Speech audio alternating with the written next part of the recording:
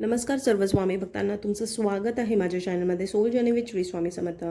सगळ्यात पहिला जो संदेश आहे स्वामींचा तो हा आहे की कुठे ना तुम्ही पैशांच्या बाबतीत ना खूप भीता चांगला विचार करण्यासाठी. म्हणजे काय की तुम्ही एवढं कमवू शकता की नाही, की तुमच्याकडे एवढं कॅश फ्लो असू शकतो का, किंवा ह्या जे पैसे तुम्ही आत्ता कमवत आहात त्यापेक्षा कितीतरी पटीने जास्ती कमवण्याची तुमची कुवत आहे, हे विचार करणंच कुठे ना कुठे तुम्हाला भीतीदायक वाटतं.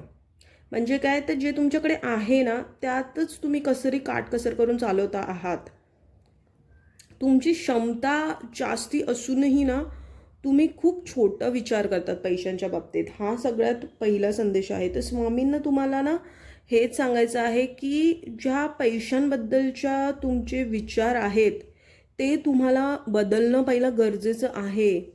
कारण जे आपण विचार करतो तसंच आपलं भविष्य घडत जातं किंवा तशाच गोष्टी आपल्या आजूबाजूला घडत जातात.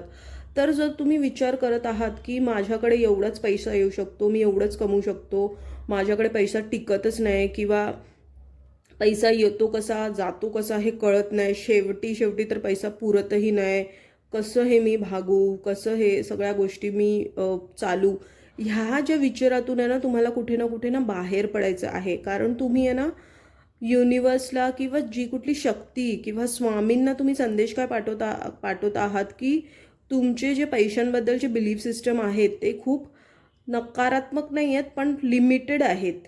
की काय तर कसं तरी काटकसर करून चालवत जायचं.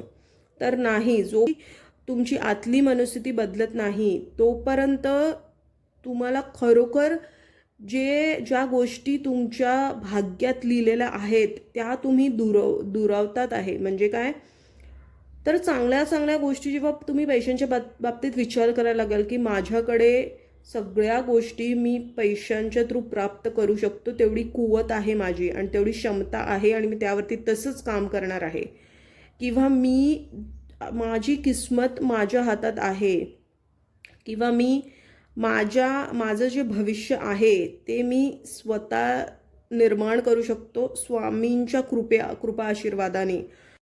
ही बिलीफ सिस्टम कुठे ना तुमच्यामध्ये डेव्हलप करणं खूप गरजेची आहे. कारण बघा आपलं जे प्रोग्रामिंग झालं आहे ना आपल्या जे ब्रेनचं लहानपणापासून ते मोस्ट ऑफ द फॅमिलीजमध्ये म्हणजे 70 ते 80% फॅमिलीमध्ये हेच आपलं अपब्रिंगिंग झालेलं आहे की पैसा कमवणं खूप कठीण आहे आणि पैसा जर येतो तर तो टिकवणं खूप कठीण आहे, किंवा पैसा जपून वापरावा, किंवा सगळ्या काही गोष्टी आहेत. किंवा माणसं बघा पैशाला तोलूनच लोकांची तुलना करतात किंवा लोकांना तसं वागणूक देतात. तर ह्या ज्या गोष्टी आहेत ना ह्याच्या परे आहे अध्यात्म. जेव्हा एक माणूस अध्यात्म बनतो तेव्हा तो कोणालाच पैशांना घेऊन तोलत नाही. पहिली गोष्ट तर तुम्हालाही तसंच बनायचं आहे. आज जर तुमच्याकडे खूप काही आहे तरीही तुम्ही ग्राउंडेड राहा, जर नाही आहे तर ते येणार आहे ह्या माइंडसेटमध्ये राहा. आणि जरी आलं तरीही तुम्हाला तुमच्या मुळाशी मातीशी अध्यात्माशी, आणि अध्यात्म हे शिकवतं की सगळ्यांना समतोल वागणूक द्यायची. मग तो गरीब असू दे, श्रीमंत असू दे, कोणही असू दे, सगळ्यात पहिलं जे अध्यात्म शिकवतं ते आहे सेवाभाव, आणि ते आहे सगळ्यांना एक समान बघणं आणि सगळ्यांना एक तऱ्हेने वागणूक देणं. तर हे स्वामींना तुम्हाला कुठेतरी पोचवायचं आहे की तुमच्याकडे कितीही असू दे, काहीही नसू दे, तुम्हाला तुमची वागणूक एकदम न्यूट्रल, एकदम साधारण, एकदम सौम्य, एकदम शांत किंवा अशा पद्धतीने ठेवायची आहे जिथे जिथे जाल ना तिथे तुम्ही आनंद पसरवाल. अशा तुमचा ऑरा पाहिजे, असे तुमचे वाइब्स पाहिजे, अशा पद्धतीने तुम्ही स्वतःला घडवणं आवश्यक आहे. तर हा कुठेतरी स्ट्रॉंग मेसेज आहे.